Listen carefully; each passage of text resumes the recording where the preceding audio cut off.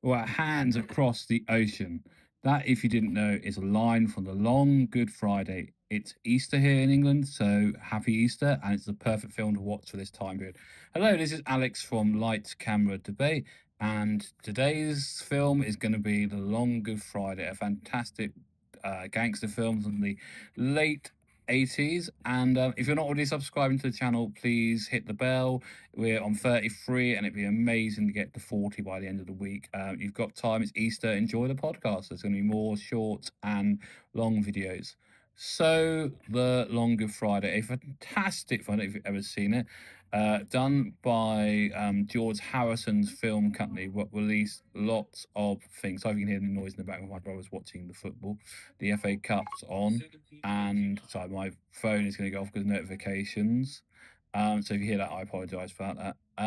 Yeah, so Long Good Friday, a fantastic gangster film, but shows the sort of way that society and capitalism and London was going in the late 1970s into the 1980s and to the 1990s. And, London is always a place that has new bits and bits being bulldozed and made new basically. And this is the time period where the east end of London was basically there's a lot of wasteland. I was like, Phil, it's now where Canary Wharf and the towers are and things like that. That's where I'm talking about in London. If you've been to London, you've been to Canary Wharf, the whole stock exchange bit of that didn't exist really to the early 1980s, and it gave a lot of people ideas of making lots of money in London. Basically, we had that whole Thatcherite complex in England about making lots of money in the early 1980s, and the character of sorry, my watch was going to ping. The character of Howard Chan, played fantastically by Bob Hoskins,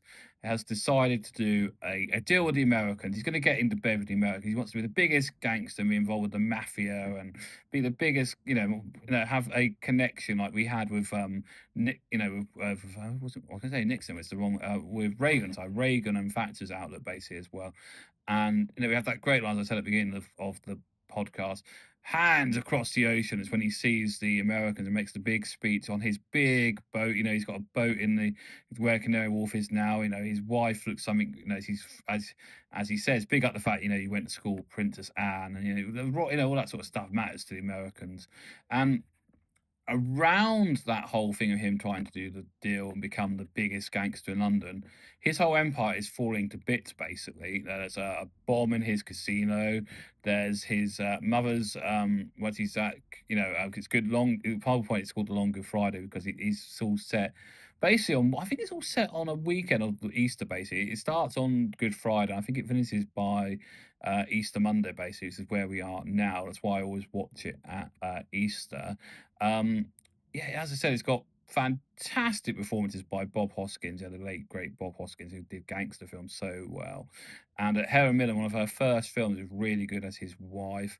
I think The American is played by Pierce Brosnan, if memory serves me right. So, one of his first roles, looking good as a sort of mafia American. It's just a great film.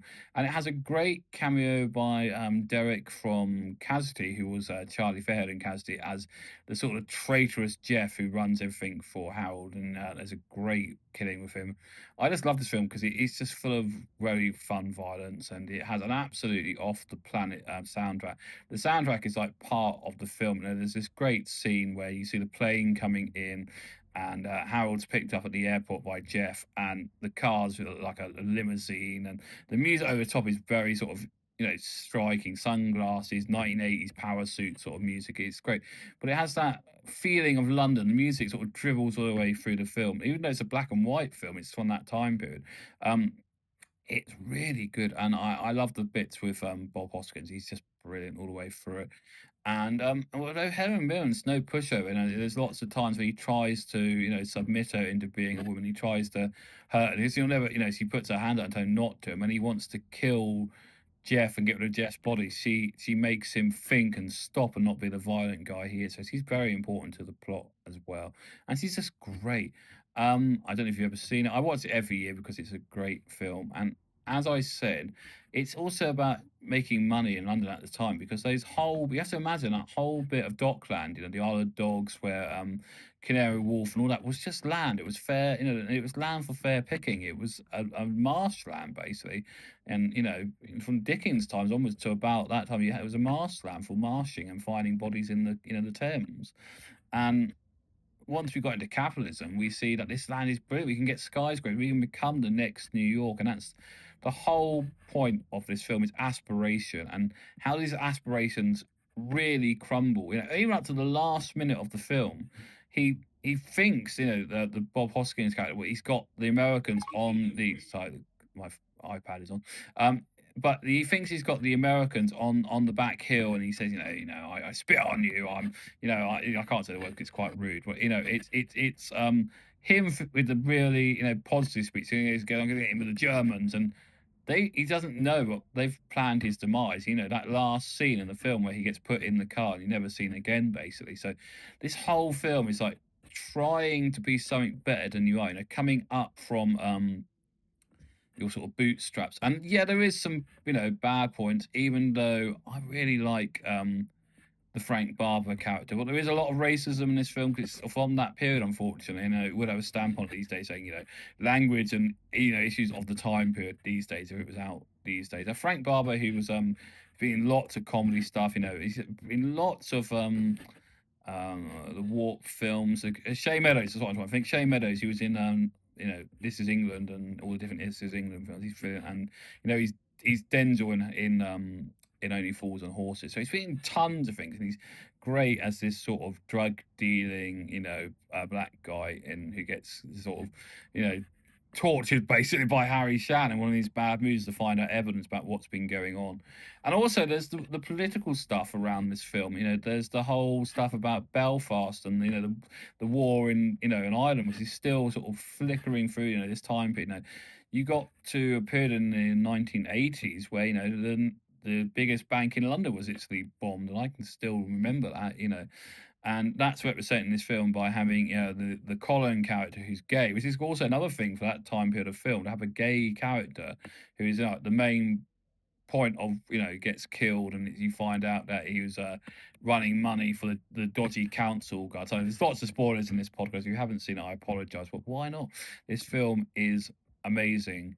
It's one of my favorite gangster films. It's up there with Bullet and Goodfellas and Casino for me. It's just a great film.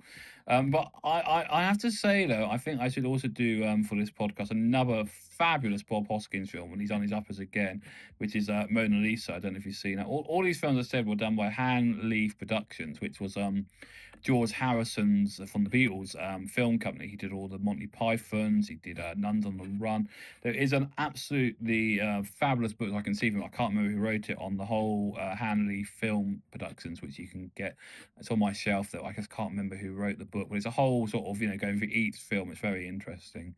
As I said, he started putting money up for Monty Python and then moved into all the sort of things before we got Channel 4 film. We had Hanley first, basically. So anything you think was good in Britain, like Nuns on the Run and all the Python films and anything that was good would have probably been on Hanley films in England before, unfortunately, he got made bankrupt by having very dodgy accountants, unfortunately. That's what happened there. But anyway, Long Good Friday is an absolutely awesome film from start to finish. It has great music, it has great actors, and you have to imagine all these are their first sort of roles, like Helen Mirren, Pierce Brosnan. They're all their sort of first training ground, and they're still amazing. I love that. I think I love that scene where because it's chauvinist time, but I love that scene in the lift with Helen Mirren and I think it's Harold's mind. I don't think it might be Jeff actually. It might be Jeff, and he's trying to be a chauvinist and look at Helen Mirren's skirt and be really too close to her in a tight lift. Basically, I do like that scene. But she gets her way. She makes sure he knows exactly where his place is as a sort of minder guy, basically. Yeah, that's a great scene. As I said, Bob Hoskins is just Bob Great Hoskins in this film. Though if you want to see something completely different, I always recommend Who Framed Jessica Rabbit to see Bob Hoskins at his best. That's another great film to do that. Great performance from Pierce Brosnan as this sort of tired American who thinks, why on earth am I doing a deal with a Brit who's a dinosaur basically? But I'm the mafia. I have to be in control. And as I said, till the last minute of the film, Harold does think that the mafia aren't in control. What we know by the end of the film, the mafia are in control. And he's never going to beat the mafia, so they beat him basically. So yeah, if you haven't seen this film, watch it. It's very enjoyable. It's got a great soundtrack, and it's got cameo roles. You go, oh, that's something from something I know, like the Derek, who played Charlie for years in Casualties. Completely different role for him. It's probably one of his first ones, I think, before he did Casualties. So very enjoyable, and it's my film I always go to at this time of year. So that's the first thing for today. Other videos and shorts coming, and please subscribe to the channel if you're not already subscribing. The shorts and videos coming will be, as I said, I've seen three interesting films this week. Um, well, three because it was longer Friday. It was at the cinema, The Magical Faraway Tree on Tuesday at the Picture House Exeter, and then yesterday, I'm not going to do a Mamma Mia because that's what you have to keep doing in this film. Mario Brothers Galaxy, and yeah, we'll go into that in the next couple of videos. Oh, plus I want to do my video on Notting Hill. I watched that and I haven't done that yet. I must do that. So keep looking on the channel, hit the bell so you get all the likes and updates, and please subscribe, and that's all, folks.